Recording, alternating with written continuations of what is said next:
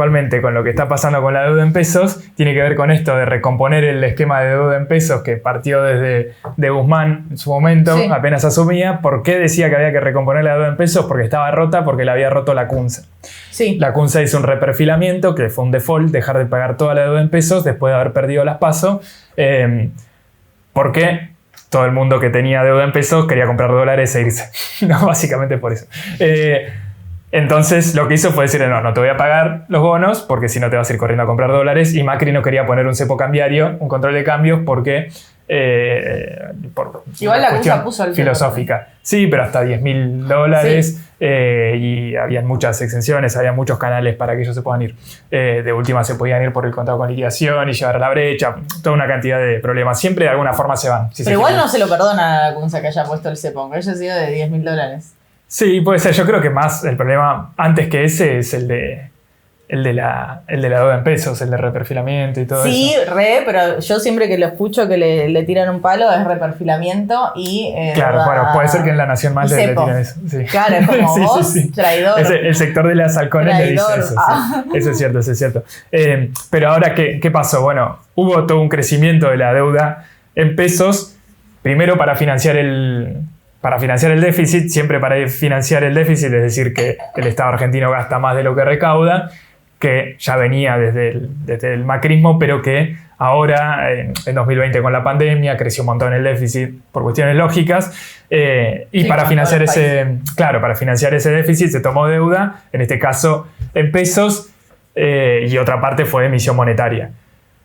El punto es que en ese momento, como no había un acuerdo con el FMI, Guzmán o el Banco Central podía hacer emisión monetaria para financiar ese déficit bajo los límites legales de Argentina, pero esa cantidad de emisión monetaria era bastante grande en comparación a la deuda en pesos. ¿Por qué? Porque Guzmán no quería indexar la deuda la deuda ser que está indexada a la inflación, al dólar o a cualquier otra de estas variables que uno no puede controlar. Entonces se trataba de tomar deuda, y si no se podía tomar deuda se emitía, o sea, no se quería convalidar una tasa de interés muy grande, o sea, no se querían pagar muchos intereses por deuda. Eso este año medio que se terminó de romper, sobre todo este año, a partir del acuerdo con el fondo, que le pone un tope a la emisión monetaria, que es del 1% del PBI, para financiar el déficit. Entonces se emite, es decir, se imprimen billetes hasta cierta cantidad, que es el 1%, y el resto se tiene que tomar deuda. Eso que hace que el gobierno y el Banco Central estén condicionados a ofrecer una tasa de interés mayor. Por ejemplo, esta semana se ofreció hasta una tasa del 118% efectivo anual, que es mucho más de lo que te pagan a vos por un plazo fijo. Eso se lo dan a los bancos a un plazo muy, muy corto, y mucha deuda, como decía Cande, atada a la inflación y al dólar, o las dos. Lo primero que hizo Massa cuando asumió fue cambiar la deuda, que estaba a tasa fija, como decíamos recién, tasa variable, lo que sea. Canjeó mucha de esa deuda por bonos duales, que ahora son medios conocidos, que es que de acá al vencimiento, lo que sea más alto entre la inflación y el dólar se le va a pagar. Es decir, si la inflación subió más que el dólar, se le paga eso, si no lo otro. O sea, es como el bono más atractivo que existe para el financista. Pero ni eso está ocurriendo ahora, porque hay cada vez más desconfianza en que esa deuda se pague. Claro. ¿Por qué? Porque hay altas chances de que la CUNSA vuelva a ser ministra de Economía. No. En parte pero sí. Antes de eso tiene que ver también con la sostenibilidad. O sea, yo decía, es el mejor escenario para el financista. Bueno, ya cuando la apuesta es muy buena, hasta el diablo desconfía, ¿es la frase? Es demasiado bueno para ser real, sí. Pero no sé, hay otra más vieja que es distinta y no la recuerdo. Pero... Es como lo que ofrecía Cositorto. Claro, es como que decís, esto es demasiado bueno para ser real. ¿Cuánto se va a poder sostener? ¿Cuánto va a poder renovarse y que me paguen, de hecho, esa promesa? Igual la CUNSA no salió públicamente, pero en esos off, a decir, bueno, nosotros no vamos a reperfilar la deuda. Yo leía financistas en Twitter que decían como, no te vamos a creer, porque ya lo hiciste antes.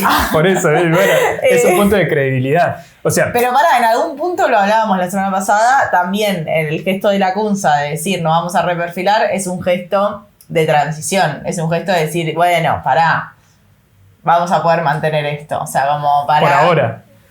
Ay, ¿cómo no le crees? No, porque, o sea, hace un rato estábamos hablando de las elecciones y ahora tiene que ver con lo mismo, o sea, hasta qué punto le conviene a la CUNSA, o su candidato que parecería ser Larreta, de hecho, esta semana para Larreta. Esta semana apareció públicamente con empresarios a Larreta presentándolo a la CUNSA como su economista, o en el gobierno acá porteño, como presentándolo en una mesa donde él sabe que sería su ministro de Economía. Claro.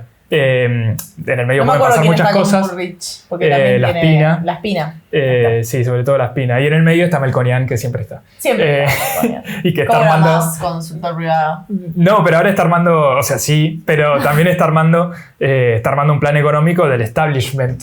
Sí, lo tiene, de la Fundación Mediterránea, sí, lo tiene. Ustedes tienen que saber, y esto es muy importante, que la Fundación Mediterránea es Techint y es Arcor, sobre todo. Y Cavallo. Y Loma Negra un poquito, y otras, claro, fue Cavallo. Cavallo fue su fundador, ¿no? ¿O fue, no sé si fue su fundador? Pues no, pero fue uno de los exponentes que ahí se preparó en la convertibilidad, por ejemplo. Claro, esa es casa de todos los males de la Argentina. Claro, no, es el think tank de derecha, claro, y obviamente lo financian empresas. Era interesante igual, porque habían sacado como el plan, que ya la realidad es muy dinámica, así que seguramente lo están actualizando, y ellos mismos decían, bueno, la imposibilidad de hacer una devaluación profunda, como de estas cosas que suelen decir, porque siempre dicen, bueno, bajen los impuestos, sacan devaluaciones. Sí hablaba de privatizaciones, que eso ya igual lo tomó Macri, como caballito de batalla, pero decía, bueno, ciertas imposibilidades de hacer un plan así de shock muy fuerte en la economía argentina. Volvamos a la cosa. No, el problema ahora es que, pese a que se le dan todos los caramelos a los bonistas, a los tenedores de bonos en pesos en Argentina, que pensemos que para entender bien esto, no es que somos nosotros los tenedores de bonos.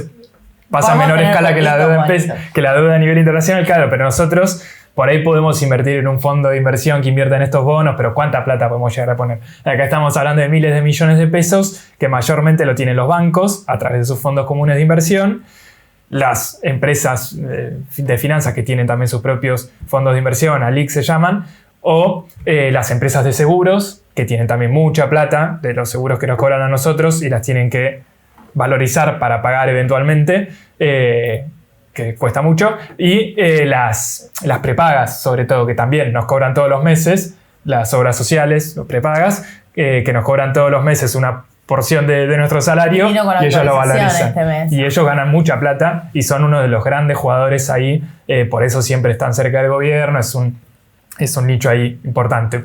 Entonces, con todos esos sectores el gobierno suele negociar para que le compren la deuda que sale a licitar. Ahora, el problema más concreto es que esas licitaciones, es decir, creación nueva de deuda, instrumentos nuevos, bonos nuevos que antes no existían, para reemplazar a los que vencen, está siendo cada vez menor la cantidad de inversores de estos grupos que deciden renovar esa deuda y tomar la nueva deuda, es decir, seguir financiando al gobierno, aunque se le ofrezca esta tasa del 118%, que fue la última, por ejemplo, no se llegó a renovar toda. Cuando para cumplir con la meta con el fondo, del tope de emisión monetaria, lo que se necesita es cálculos que se hacen, es de que la deuda se refinancie en un 130, 140%, eso era para este año, para el año que viene debe ser... Sí, o sea, que crezca el endeudamiento también. Claro, que tiene que crecer el endeudamiento para que caiga la emisión, es una cuenta más muy de almacenero, como le gusta decir a la gente. Entonces, ahí está ese problema y está el problema de que en la medida en que se acerquen las elecciones, lo que espera el mercado, toda esta gente que especula con qué va a ser el próximo gobierno, tiene que ver con esto, ¿no? De si el próximo gobierno va a honrar la deuda en pesos, la va a pagar, la va a refinanciar, qué va a hacer, si va a asumir y va a hacer un shock devaluatorio, si asume y hace un shock devaluatorio, toda la deuda en pesos que uno tiene, los plazos fijos, etcétera, pasan a valer muy poco en medios en dólares y así. Entonces, toda esa incertidumbre... Sí, igual si hay un shock devaluatorio e inflación y si a vos te aseguran una corrida con inflación... Bueno, mucha gente de la que opera ahí dice, yo prefiero comprar, en vez de dólar link, atado al dólar, compran bonos SER, porque dicen acá siempre las subas en el dólar se trasladan en inflación y a mediano plazo es probable que me convenga más estar atado a la inflación, eso es cierto. Sí. El punto también es que esto de que el gobierno no devalúa, que muchas veces se especuló con que el gobierno iba a devaluar, sino que hace programas como el del dólar soja, lleva a que sea dificultoso saber cuál va a ser el dólar de referencia para que después te paguen. Entonces hay muchos problemas, no es solamente el problema de... hay muchas variables, digo, que juegan en el medio de este tema de la deuda en pesos que puede repercutir en el financiamiento del gobierno y por lo tanto en el cumplimiento de las metas con el FMI. No importan las metas. Bueno, pero que eventualmente es muy difícil que pase, de Néstor Kirchner es muy escéptica, pero que en algún momento el FMI diga no me cumpliste la meta, ahora mañana tampoco, pasado tampoco, no te giro más la plata, y eso podría ser entrar más la plata, en nos un va a problema. empujar a la crisis. Argentina va a ser el primer país en crisis de Latinoamérica, va a empujar a una crisis de deuda de nuevo en Latinoamérica. En este contexto geopolítico no la veo. Puede pasar eso. Pero sobre todo el problema es que los bancos, todas estas organizaciones tienen miedo de perder plata, de que toda esa plata, si de un momento al otro, ponele 1.000 millones de pesos, que es poco, de un día para el otro se digan no lo voy a pagar y te lo voy a pagar a 5 años, bueno, puede ser que nos paguen con creces. La deuda en pesos, ese sería el tema. Pero en el balance de esas empresas, en ese momento en que se dicta un reperfilamiento, son pérdidas multimillonarias que llevan a todos estos problemas. Y ahí también sale de nuevo la CUNSA a dar como una suerte de tranquilidad, porque la CUNSA, que sería el ministro de Larreta, obviamente tiene un perfil más moderado. O sea, habría que ver qué diría la Espina, habría que ver qué diría un sector más intransigente. Por eso no dicen nada. Por eso no Están dicen jugando nada. con eso también. Claro. Por ejemplo, o sea, lo que se dice también es que hay una división ahí, no sé, entre los economistas, pero entre Larreta y Macri, de que Larreta prefiere una transición ordenada. Claro. Y Macri prefiere que 3-4 meses antes de las elecciones estalle todo, así él sube. Claro. No, son rumores, pero medio cínicos, que eso muy cínicos. es claro que eso repercute un poco en lo que tiene que ver con esto de la deuda en pesos. Entonces también no es solamente mirar cuál va a ser la capacidad de pago que tenga el gobierno de esa deuda en pesos, sino mirar las encuestas, a ver cómo le va a ir a la gente, cómo le va a ir a los candidatos en las elecciones. De nuevo esta desconexión, ¿no? Porque esta es una discusión entre financistas y el gobierno y como, a ver,